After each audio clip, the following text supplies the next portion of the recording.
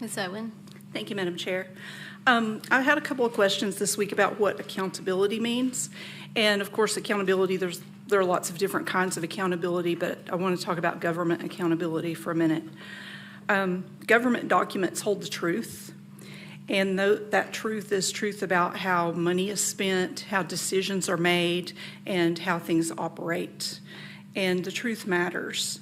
The framers of our Constitution understood that the truth matters.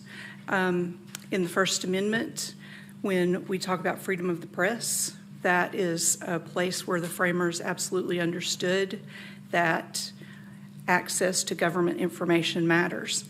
Since 1966, the U.S. has had a Freedom of Information Act. Prior to that, there were only 2 countries that had any kind of Freedom of Information Act. Today, most of this planet has freedom of information.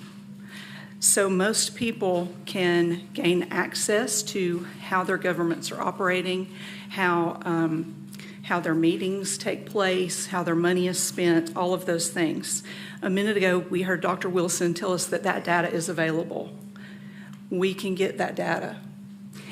If we were asking a private school for that data, it would be available to them, but not to us. So when we look at the oath that we took to uphold the Constitution, I think that includes ensuring that the public has access to information about how their dollars are being spent. I think we have a responsibility to help ensure that.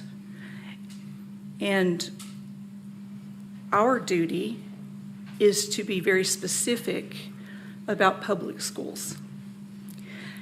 So when we're talking about the needs of public schools, and we're talking to our legislators about the needs of public schools, I think we have a responsibility to let them know when they are doing something that would not be in the best interest of our public schools.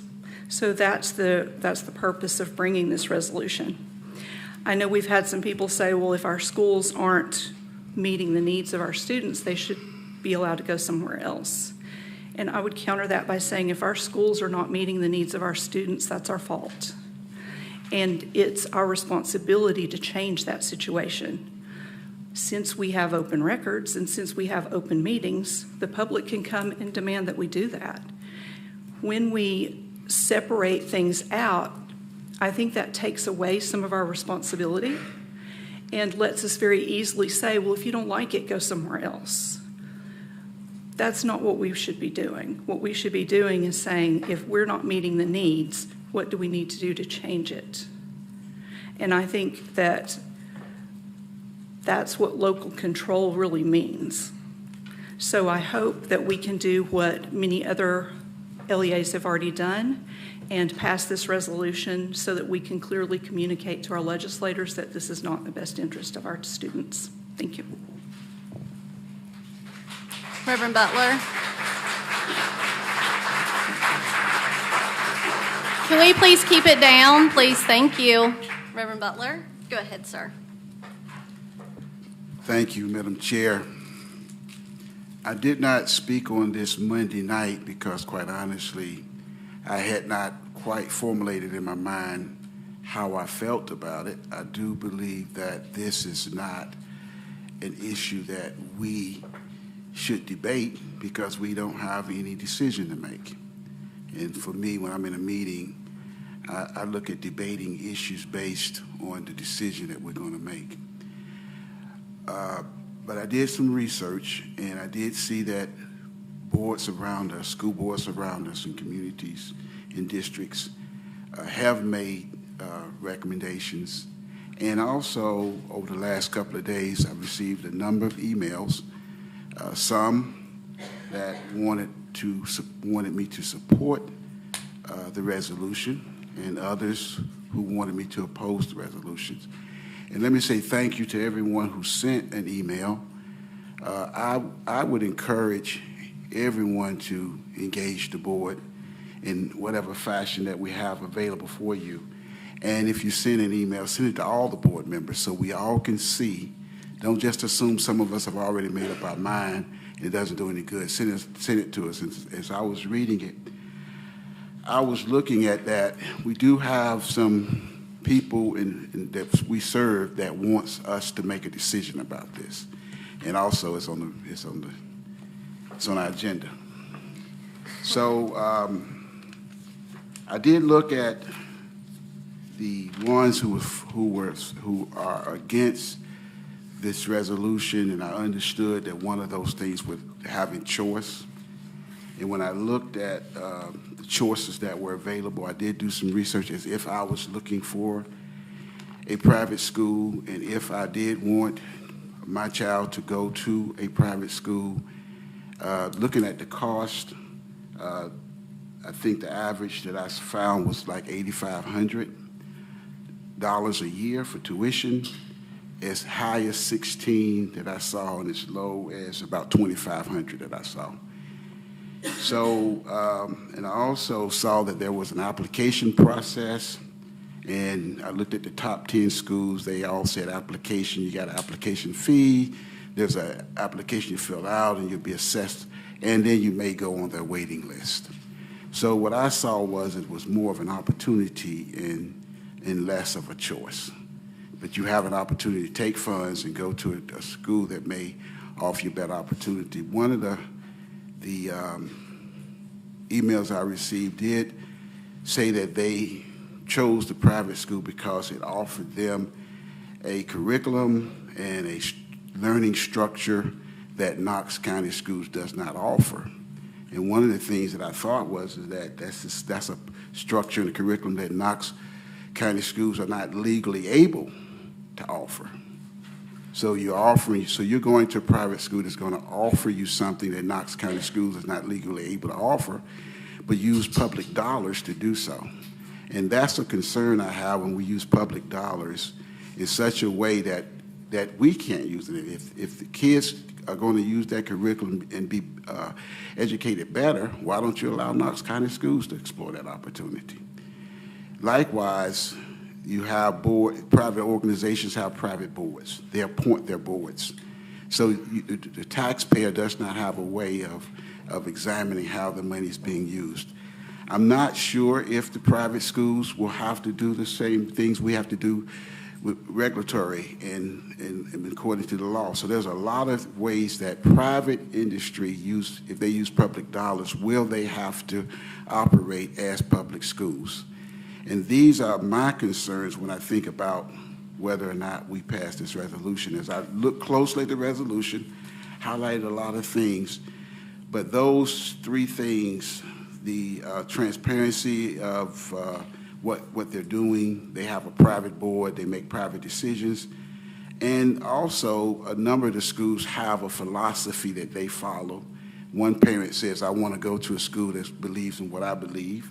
And I think they have a right to do. They should have a right to do that. But I'm not sure we should use public funds for that to be done that way. And the biggest thing that bothered me was that as the number, I think it's 17% of students in Knox County attend private school. I think that's what and someone who wanted to fact check me, please do.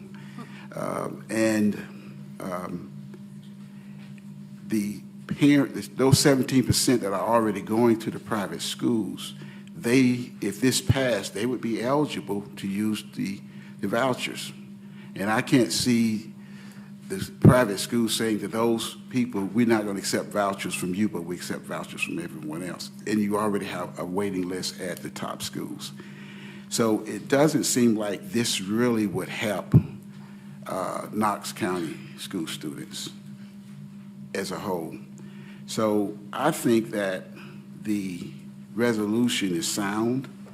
I looked at every whereas, and I looked at the now therefore, and be it further resolved. And I really believe that this is a good resolution because I really believe from District 1 all the way to District 9, this is not in the best interest of the Knox County school systems. I looked, I'm not an expert, but I did not find how this would not affect our schools.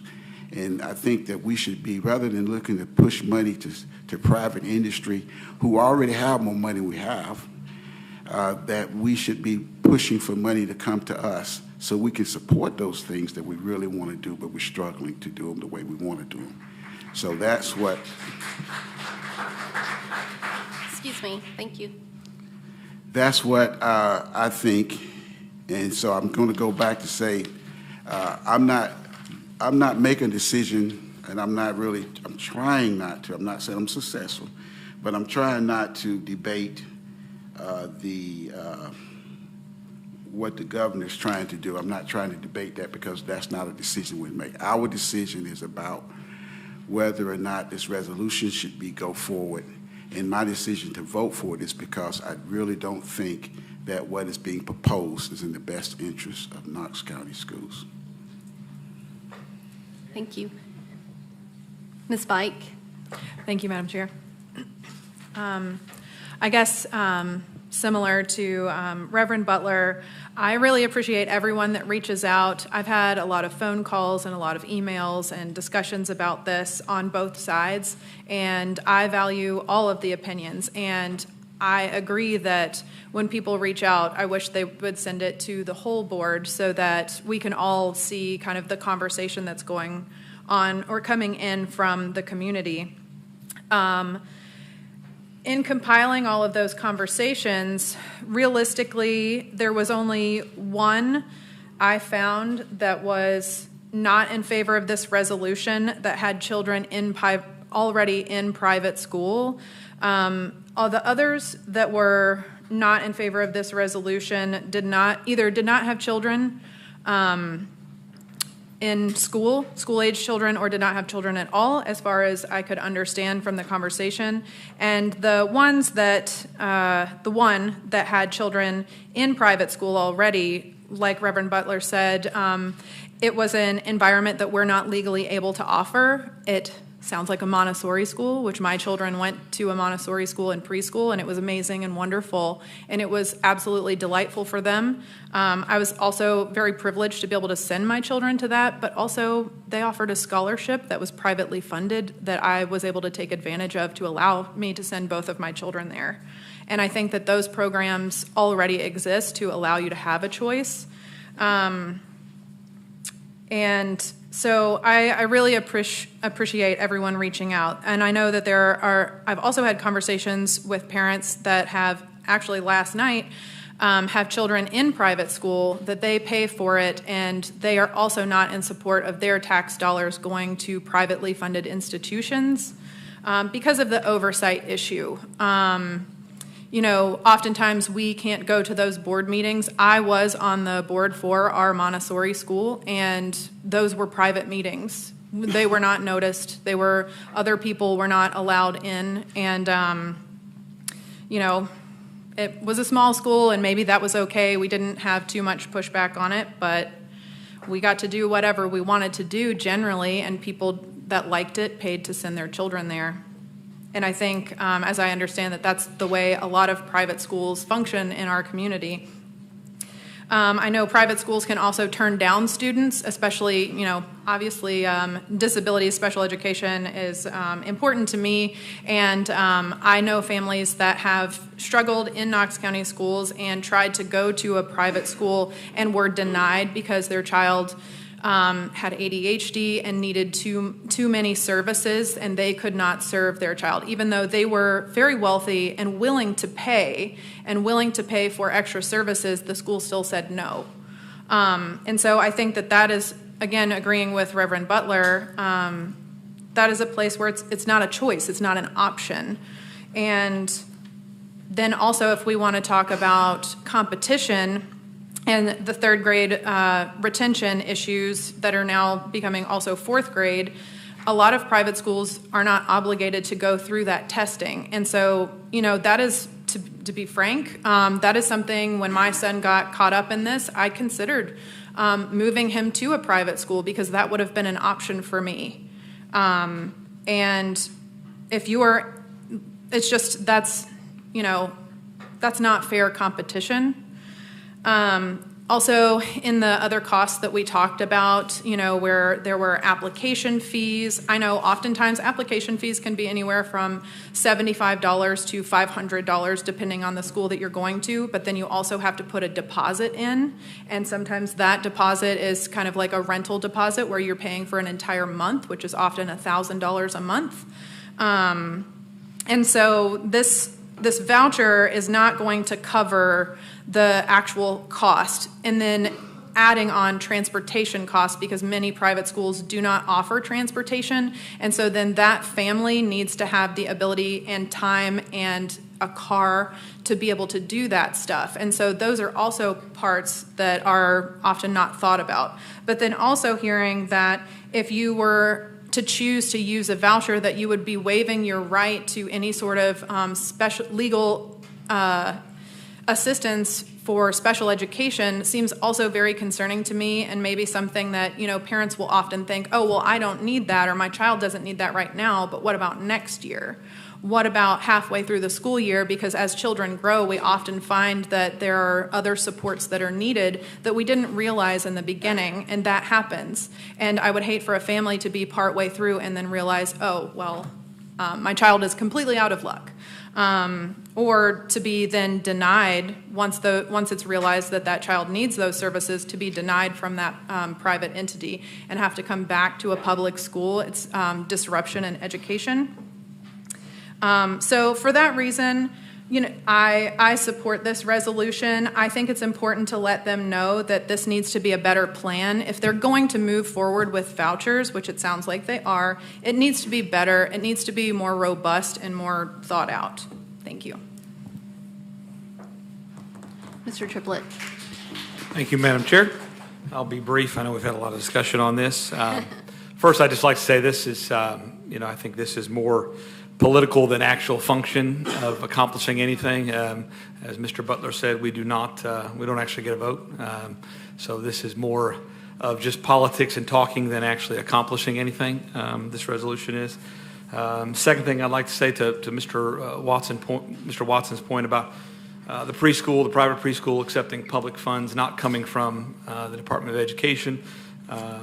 Governor Lee's plan also has a different source of funding than education funds to fund these vouchers, so it does not necessarily pull money from the education fund in the state of Tennessee.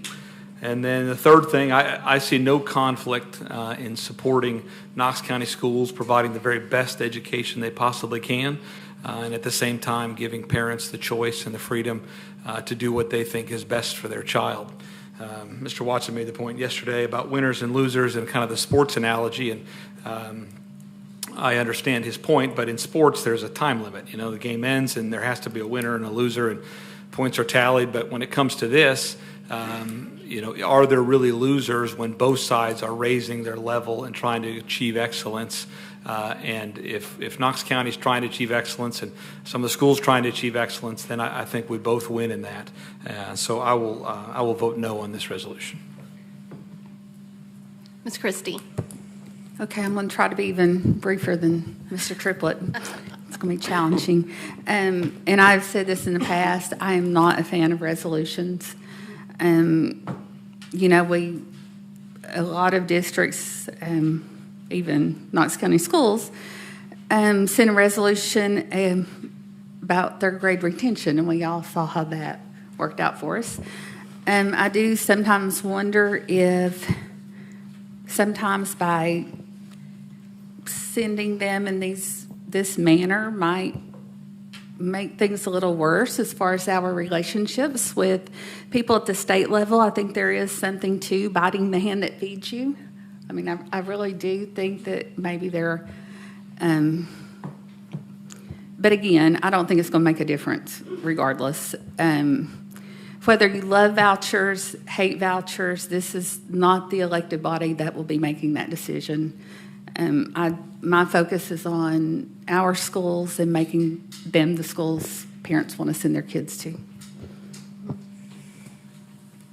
Mr. Watson. Thank you, Madam Chair. I spoke quite a bit about this on Monday night, so I won't speak nearly as much tonight about it. To the point of resolutions, I completely agree that whether or not this resolution passes or not, it will not change anything in Nashville. Totally with you there. But I do think it's important as elected bodies that we take positions on certain issues. And an issue like this, as we've seen for the last 4 years in our state, as it's been argued and debated, is one that we should probably weigh in on and let the state know where we stand on it. And I also get the biting the hand that feeds you and all that kind of stuff. And relationships are important, but any relationship that I may or may not have with an elected official is my relationship. It's not an official stance of the Knox County School Board. Also, I think that it's important to remember, and I said this the other night, that so far in Tennessee, this program, at least the current version of it, has been in effect for less than 2 years, 2 full school years. And it was presented as a pilot, and any pilot needs to have time to be studied to see the effects of it. And if you look at some of the studies across other states, some of those are very troubling. I hope that I'm wrong. I'm fairly certain that we're going the way of vouchers in the state of Tennessee and maybe even other states in the country. And the point that I brought up Monday night is to me the one that I'm most concerned about. Public education is a system that affects the majority of our children across our country. And it has not always served all of our children well or equitably, and that's for certain, and it needs to be improved upon. But if you just think about systems theory and the way systems work, and you continue to pull resources out of another system to end up creating something else, at some point, the current system has to fail if you continue to scale it up. Again, the current version of it, I don't think we're at that tipping point. It probably has negligible effect. But if we keep going this way, I'm concerned that 20 years from now, we're going to be regretting it. I don't know. Y'all can call me. Let's talk 20 years from now. But to me, that's the challenge, is we're going to create a system that ends up doing way more harm than good, because this system that's being proposed is not going to be able to be scaled in such a way to give every opportunity to go to CAK or web or whatever. It's just not going to happen. And so you're going to continue to draw resources out some way or another from the current system, which will continue, by and large, to serve the majority of our kids. And that's, to me, the biggest concern about it, is not what's happening today, not what's going to happen next year with it, but the trend and the direction that we might be heading. And I feel like I'm speaking apocalyptically, which I hate. I'm not like all about scare tactics, but I've seen enough systems and have studied enough to know that when you take a system that's designed for the public good and you then shift it and take it private, the results have never worked out in the West. It's never worked out. It's never been a good thing. So. Thank you. Excuse me, we have other board members who want to speak. Thank you. Ms. Horn. Thank you, Madam Chair. I agree with the comments that Mr. Triplett made. I think your comments were very much on target with my thoughts and with Ms. Kristi's.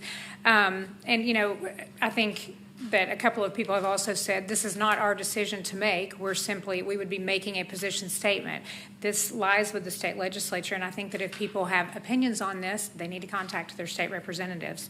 I think, you know, I represent a lot of people in my district, so who would be in favor of this. So since there's a lot of differing thoughts on this, I feel like this is not something that I would be comfortable voting on, because a lot of my constituents are very much in favor of this, and they have very solid reasons for that. And I trust that the parents in my district and in Knox County as a whole can make good decisions for their children. And if they wanted to use one of these funds, and if they needed to supplement it, they would be able to understand that that's what they would need to do. And if they needed special education for their children and the school didn't offer that, I trust that they would be smart enough to know that and to make decisions accordingly. So I think that we also have to trust parents.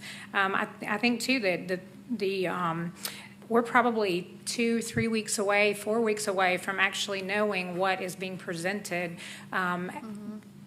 as it goes through committees. It's just at the beginning of the process. So we're also very premature in assuming that we know. I realize that a version was leaked earlier, but I think that we're kind of premature in knowing what's actually going to be proposed when we get down the road. So for those reasons, I will not be voting to support this resolution. Thank you. Ms. Bike? Thank you, Madam Chair, and I'll make this brief. I just have a question that's kind of adjacent.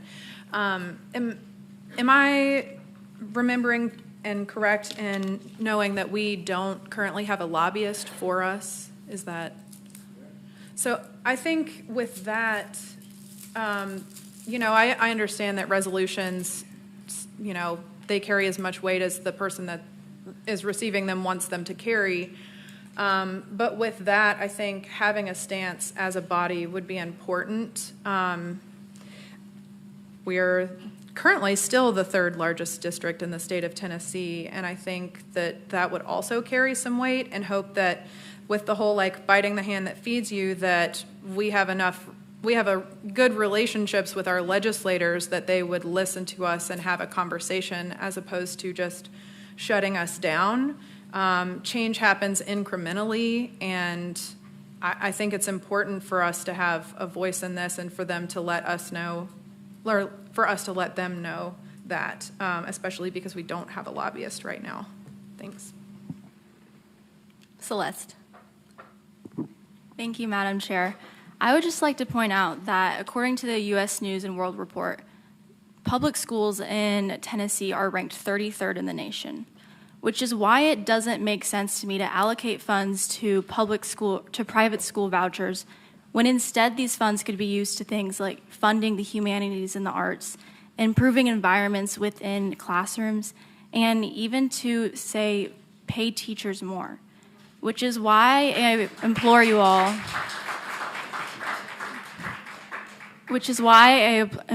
all the board members to vote in support of Ms. Owen's resolution. Thanks, Celeste. Thank you. Let's keep it down a little bit, please. Thank you. In listening to this, and I spoke a little bit about this on Monday evening, but I think Tennessee as a whole is ready for this program, for this ESA program. There was a Beacon poll that came out recently that said 68% of all Tennesseans support giving students in Tennessee an option for ESAs. So the support is there for this program. To Ms. Horn's point, we have not seen the language. I've talked to a couple legislators this week. They haven't seen the language. So we don't even know what this bill is even going to look like, what it's going to include, what it's going to be. So like I said Monday night, I will be opposing this resolution. I don't think we as a board should fear families having more options where to send their kids.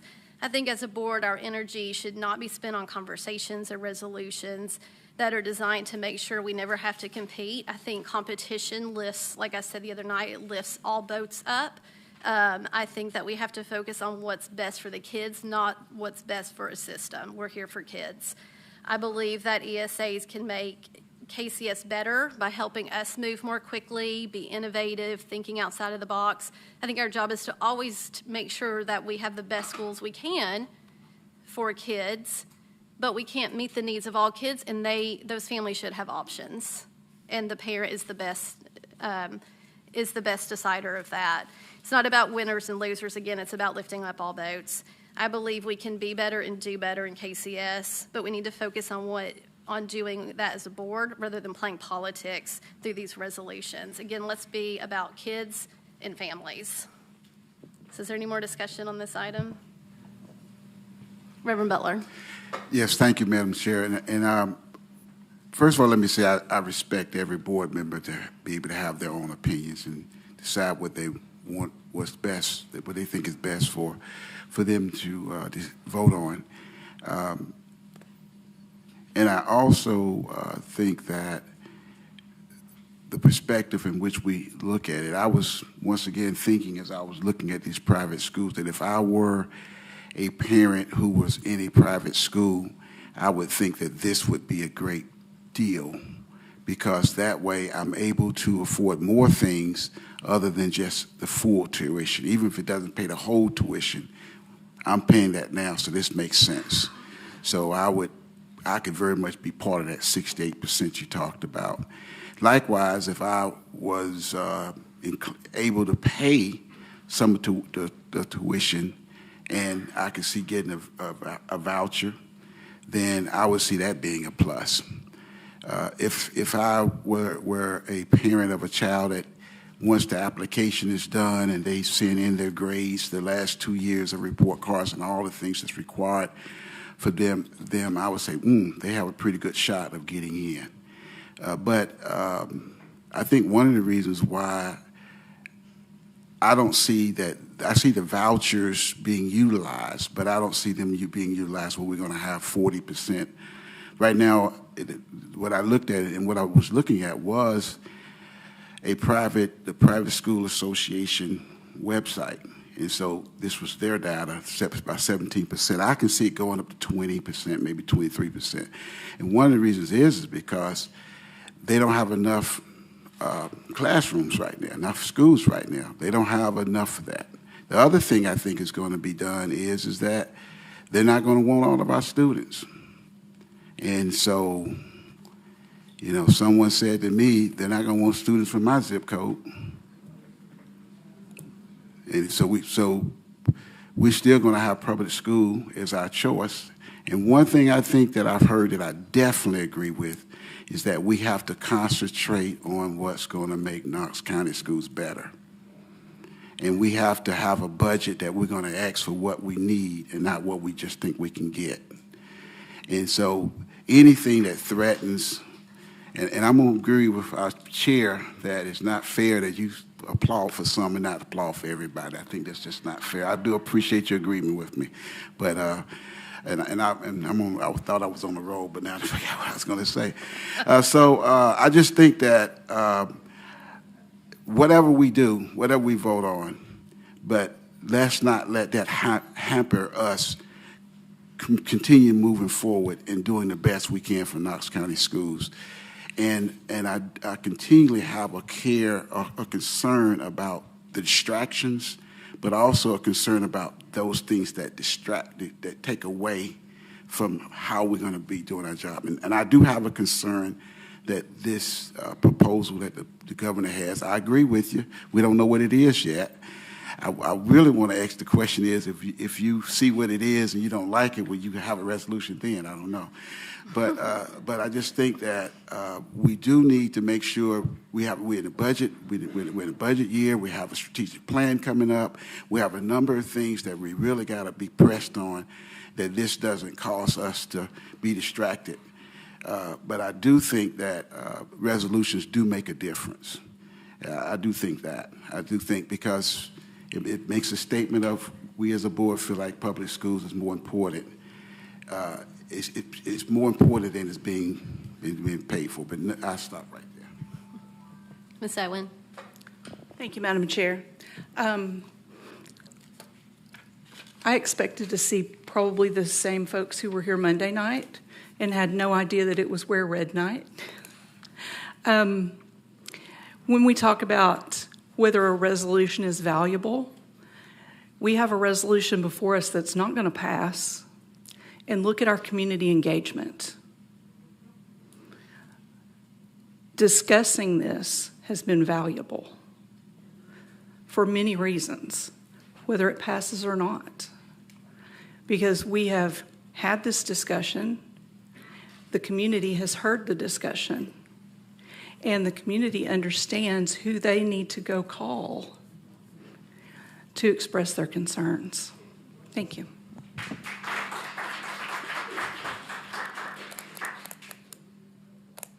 Y'all done? I don't know how many times I have to say this. Please be respectful. The officers are back there, and I will have people removed. Thank you. Mr. Watson. Excuse me. Mr. Watson.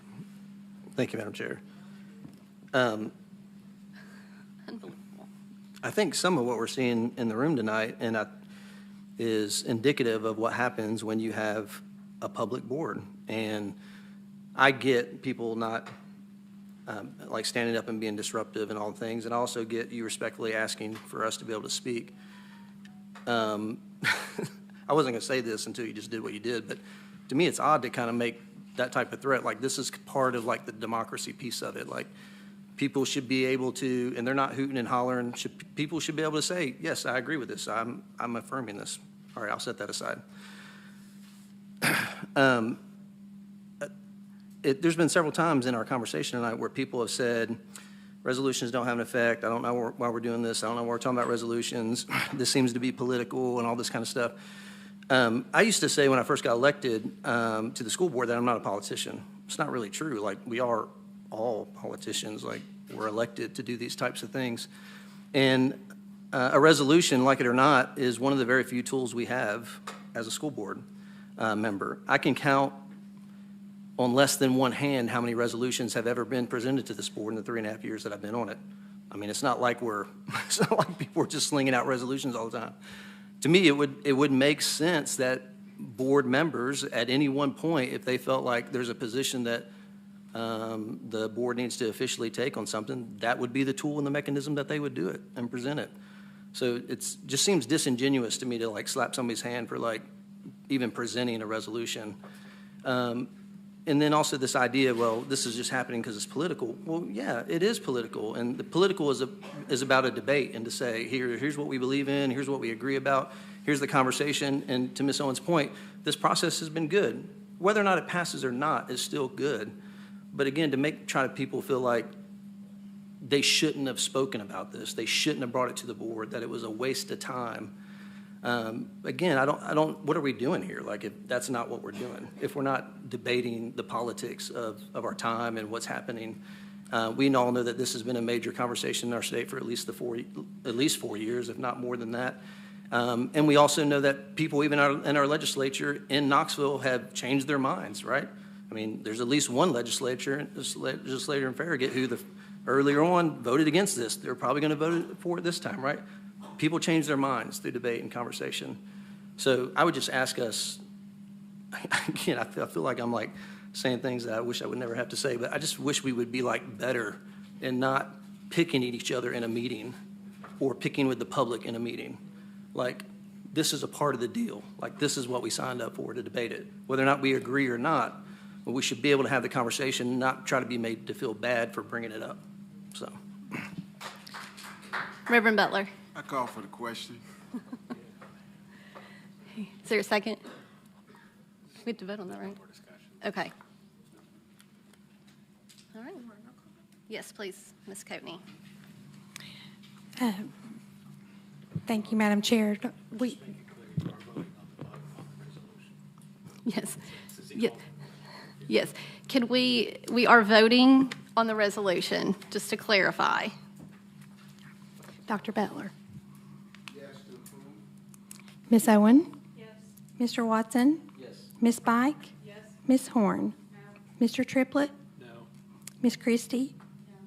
Ms. Henderson? No. That's 4 yes votes and 4 no votes. Motion fails. All right. Next item.